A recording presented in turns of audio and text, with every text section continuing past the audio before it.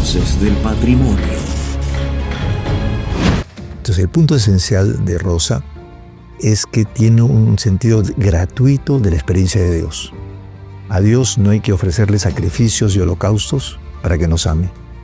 Dios nos ama gratuitamente. Pero mucha gente solo relaciona a Santa Rosa con la penitencia. ¿Cómo explicarle la verdadera versión de Santa Rosa? ¿Qué forma tiene ella de sacrificarse e inmolarse por los demás? Servir. Por eso es que va a Malambo a traer a las señoras negras para que puedan parir en su casa. Y le pide a su papá la salita en la casa, ¿no? En Quibes hay una cosa muy interesante. Ella se pone la cadena. Y tú sabes que era por identificación con Jesús. Voces del Patrimonio. ¿Qué tal? Bienvenidos nuevamente en Voces del Patrimonio y más contentos que nunca porque nuevamente nos visita nuestro Monseñor Carlos Castillo y por un tema que es muy bonito hablarlo y vamos a tratar de que sea transversal y que ocupe quizá todo el año, no solo agosto. Monseñor, ¿cómo está? Bienvenido. ¿Cómo te va? Mucho gusto, Duncan. Gracias, Monseñor. Patrona de América, de las Filipinas, la primera santa, Santa Rosa. ¿Qué significa para usted? Bueno, para mí como para todos los peruanos nos honra una mujer que supo vivir a fondo el Evangelio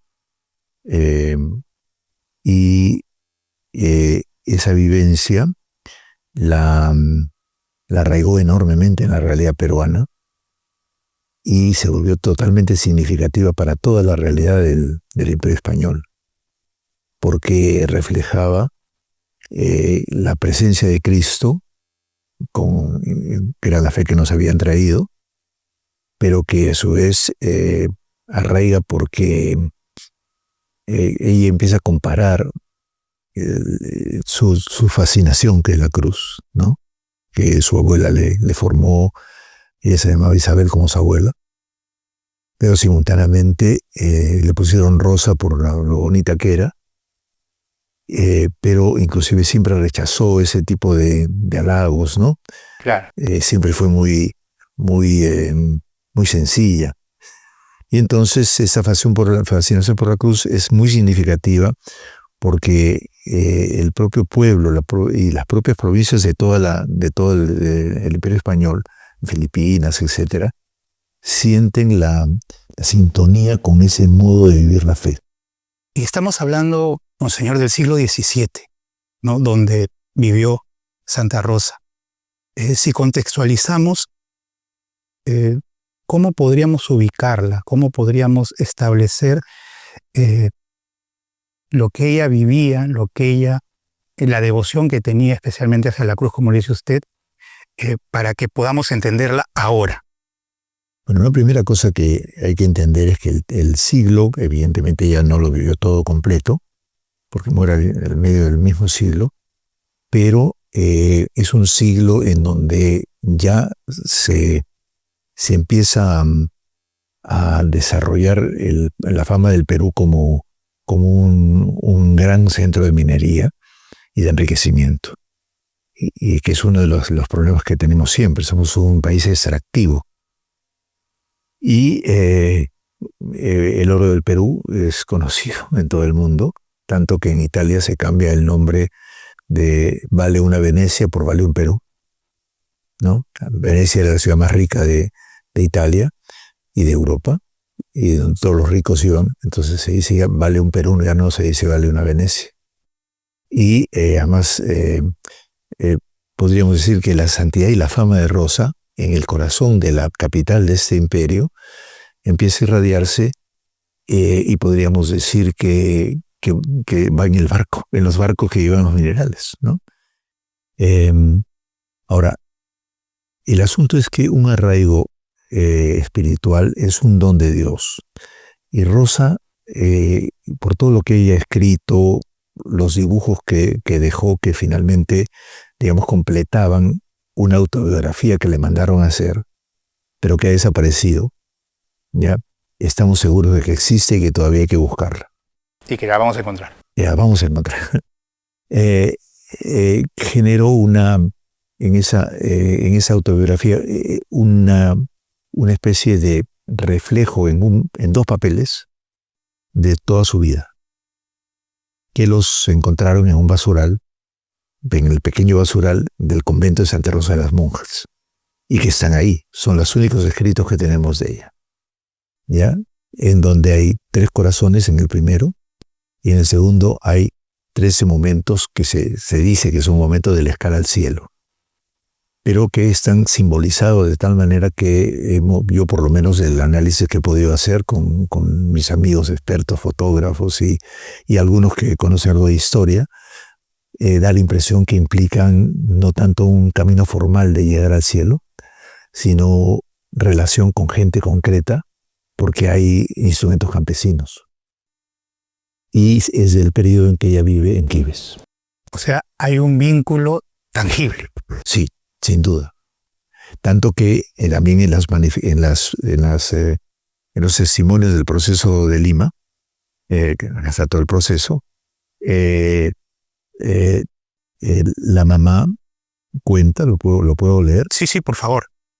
Cuando están en Quibes, la lleva a la mamá, a ella le dice, tiene que ir a su padre en la oficina de la minería, porque el papá había sido policía, le decía, ella es patrona de la policía porque su papá era el arcabucero mayor de Lima. ¿Ya? Y entonces, pero después que va el virrey Toledo, no sé qué virrey es, bueno, cuando sale, ¿ya?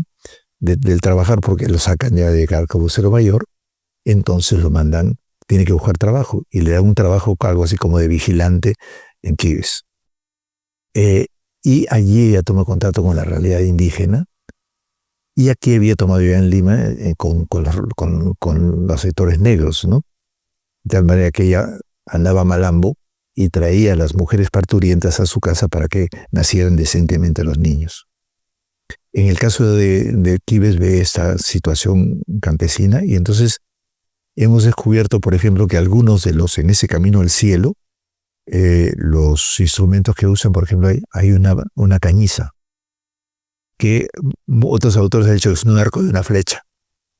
Es una cañiza. Y está verificado, que es con la que se trilla. Claro. ¿Ya? Entonces, el contacto con la realidad tiene que ver mucho. Y entonces ahora sí reparo. En la primera etapa de su vida en Lima, su acercamiento a la cruz se expresa también en una especie de devoción absoluta, porque Jesús la fascina. Entonces, en el primer dibujo, en la primera página, hay 3 corazones, empieza justamente con que como que Jesús la chifla, pero lo dice de una manera dramática. Con lanza de acero me hirió y se escondió. ¿Ya? Es toda la idea que evidentemente existen todos los místicos de mucho antes, pero ella la recoge, el amado que la flecha, digamos. Pero dice, con lanza de acero me hirió y se escondió. El segundo es, y vino a habitar en mi corazón. Y la tercera es, vuela para Dios, vuela para Dios, vuela para Dios, que es una imagen de un corazón con alas. Esos son los 3 momentos de su visión, de su relación con Dios, y a través de Jesús. Entonces, el punto esencial de Rosa es que tiene un sentido gratuito de la experiencia de Dios. A Dios no hay que ofrecerle sacrificios y holocaustos para que nos ame. Dios nos ama gratuitamente. Se mete en nosotros y nos hace andar en favor de Él y seguirlo y buscarlo siempre.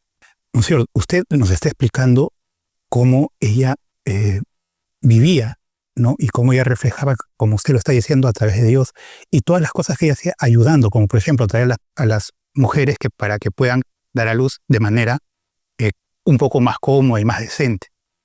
Pero mucha gente solo relaciona a Santa Rosa con la penitencia, ¿no? ¿Qué decirle a la gente? ¿Cómo explicarle la verdadera versión de Santa Rosa? Primero hay que explicarle a la gente que la forma de biografiar en esa época está toda basada en que a Dios se le gana a uno si uno se sacrifica. Y eso es un denominador común, porque la idea del mérito está muy presente, a pesar de que el Concilio de Trento en esos años había establecido que la salvación es por la gracia. Pero es verdad que se establecieron muchas normas de vida cristiana en donde casi era una obligación, una condición ganarse a Dios, porque Dios también castigaba. Rosa tiene otra visión, es una visión absolutamente gratuita. Y por eso, entonces, Rosa ve que hay un mundo en donde la gente sufre y lo que ha hecho Jesús es venir a identificarse con ese mundo para levantarlo, para animarlo. Y por eso, mira la frase que le dice su mamá. Su mamá quiere que ella trabaje para ayudar a su papá. ¿Ya? Dice, llevóla consigo un día a la oficina en que labraban los metales de plata. Retiróse Rosa y preguntándole si no le movía la curiosidad, respondió que no, que de los minerales se sacaba escasamente el oro de la virtud. ¿Ya? Madre, dijo, estos son bienes mentirosos. Tienen muchos achaques y es la moneda que el mundo ofrece para perdernos.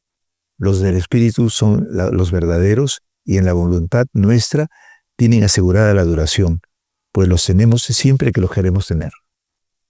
¿Ya? Esto es muy interesante porque entonces se está oponiendo el dinero y el oro, Diferencia. ¿ya? De Dios y el amor. Entonces ella no quiso ayudar a su papá así y entonces decidió ser costurera y mandar sus costuras a Lima, desde Quibes, para que le pagaran con eso y así ayudar en la casa, pero no en la oficina donde explotaban a los campesinos con muchos achaques. Claro. Y esa es una muy buena versión de las cosas que hacía Santa Rosa, ¿no?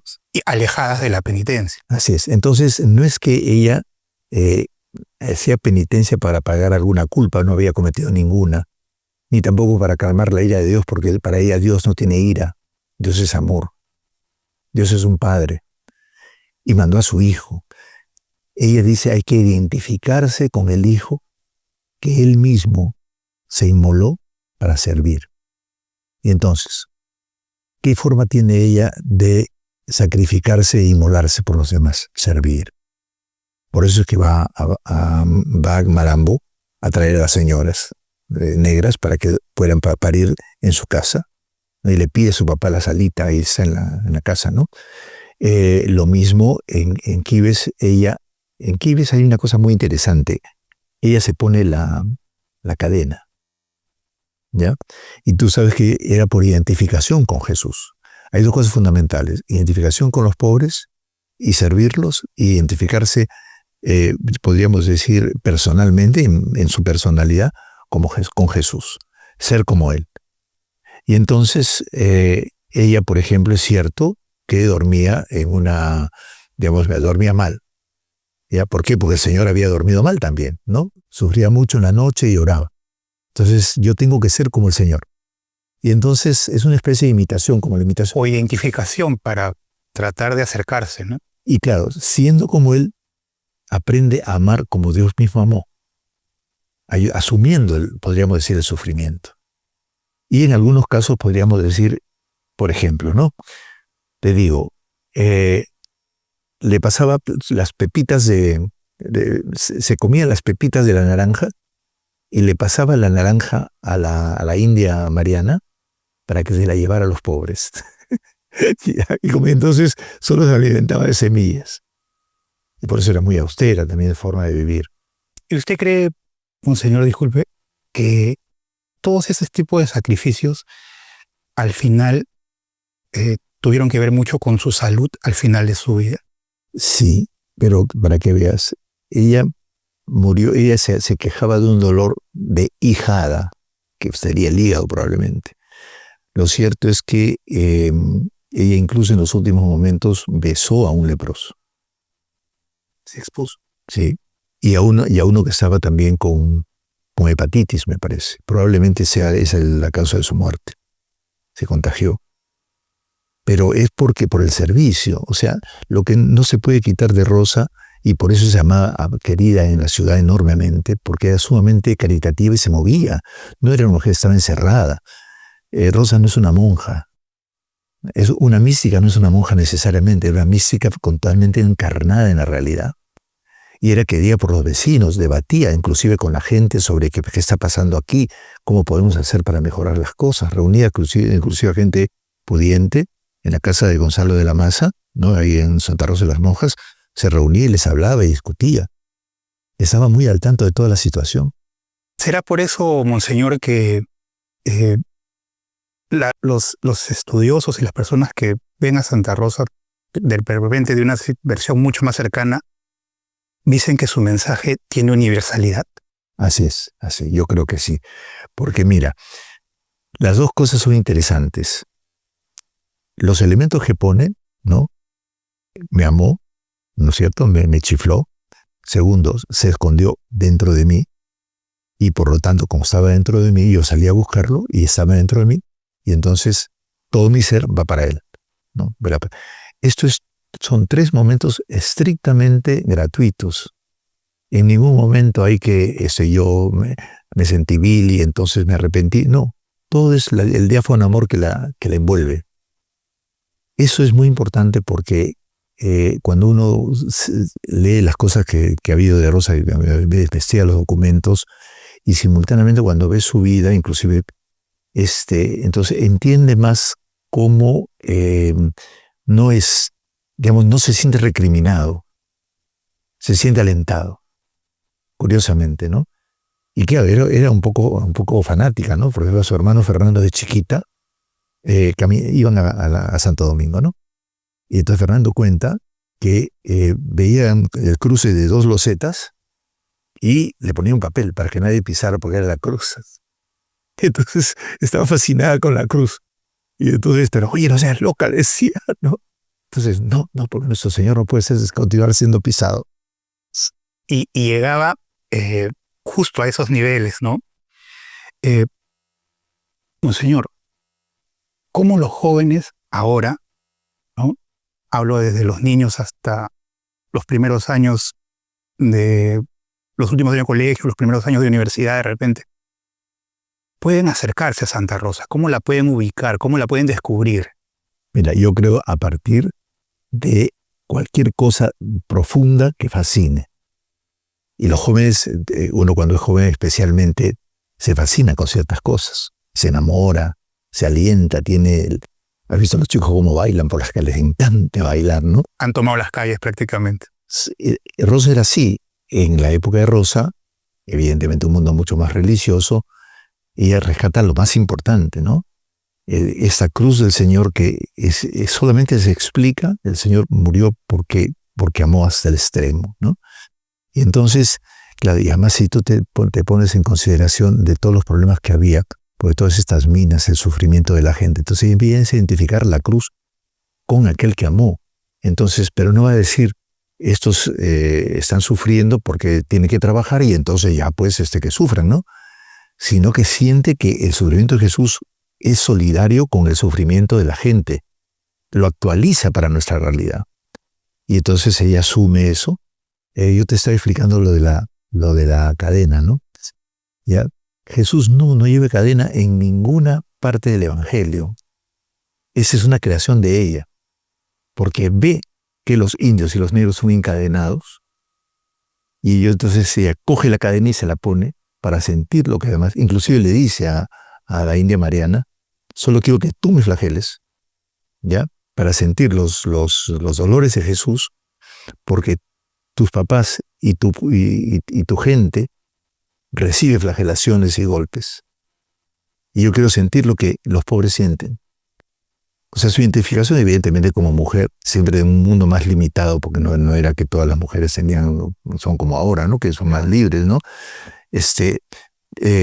Pero es una iniciativa de amar hasta el extremo, que evidentemente es más parecida a una fascinación juvenil de un enamoramiento. Entonces yo diría que los jóvenes para acercarse, para poder comprender a Rosa, tienen que comprender su proceso de crecimiento humano en las cosas más profundas, más poéticas. Rosa en eso es una poeta, es una joven, ¿no? Que muere cerca de los 30 años, ¿no? Pero su vida fue un permanente reencuentro de ese Jesús que su abuela le había enseñado, ¿yo? En la vida de la sociedad. ¿La mamá? Bueno, entonces lo de la cruz, lo de la cadena. Se puso la cadena pero no la tiró al pozo de la llave y esto si se hubiera muerto antes. Se la ponía y se la sacaba por solidaridad, para sentir, como también, por ejemplo, la mamá le reclamó a la India Mariana, está en el proceso, ¿eh? Le reclamó a la India Mariana que ella era su cómplice porque le traía cosas raras para sentir el dolor. Por ejemplo, le trajo un rastrillo de esos cuadrados que hay con púas abajo para remover la tierra y lo volteó y ahí puso su colchón para dormir incómodamente. O sea, no era una Rosa Fakira, no, San Pedro como la caracterizan que dormía en cama de púas, ¿no? Eso es la Rosa Fakir, eso es un invento de otros.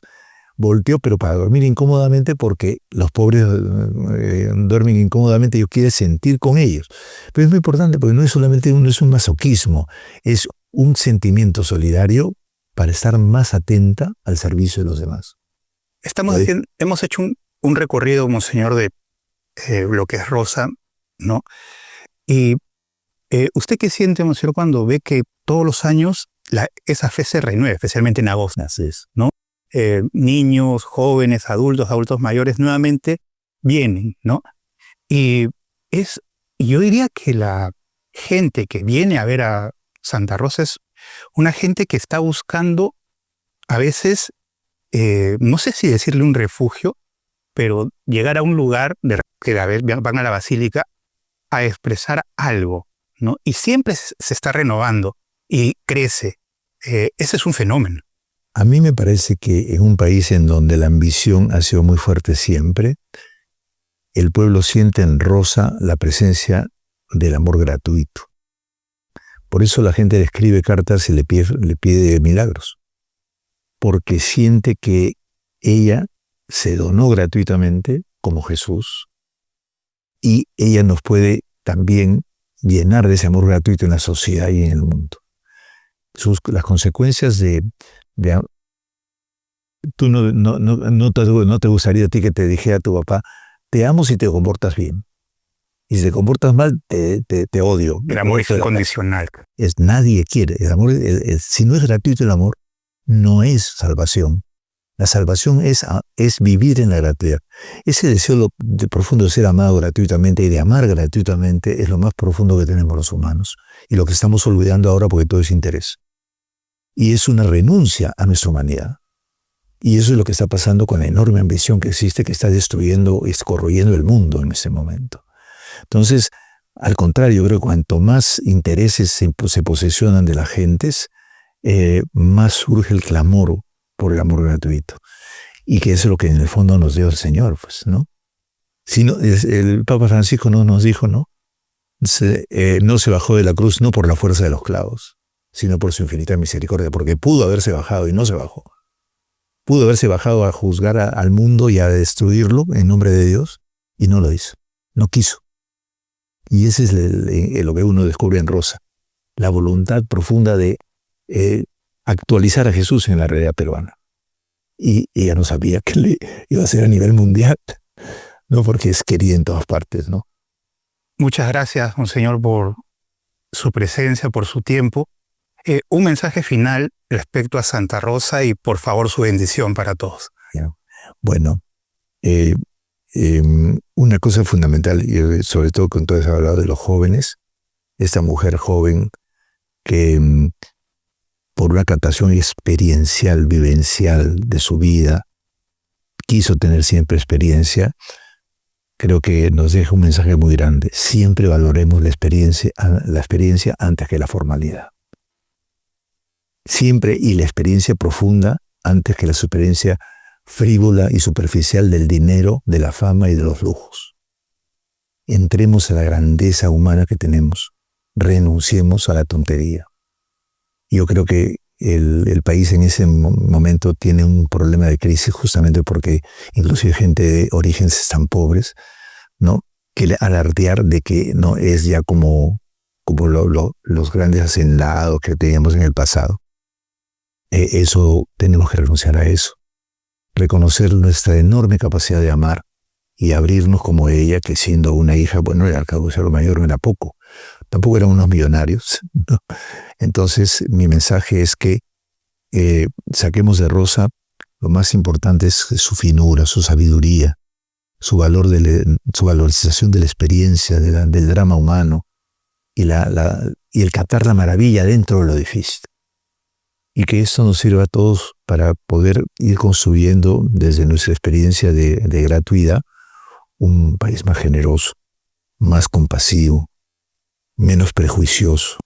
Una de las cosas lindas es que se acercó a los indios y a los negros, que probablemente es la causa también del origen de la devoción del Señor de los Milagros. ¿No? Muy probable. No, porque como un mulato pinta a un mestizo, ¿no? Y no había habido terremoto todavía. Porque algunos han querido vincular al terremoto, ¿no? Esta noche voy a hablar de ese asunto en un programa. Bueno, que esta bendición sea para todos, y bendición que siempre es gratuita, ¿no es cierto? La gente siempre pide bendición porque no hay que confesarse, no cuesta, etcétera. Que es lo que quería decir el Papa Francisco, que todo el mundo recibe la bendición. Porque Dios dice bien de nosotros, por más que seamos malos. Siempre nos alienta.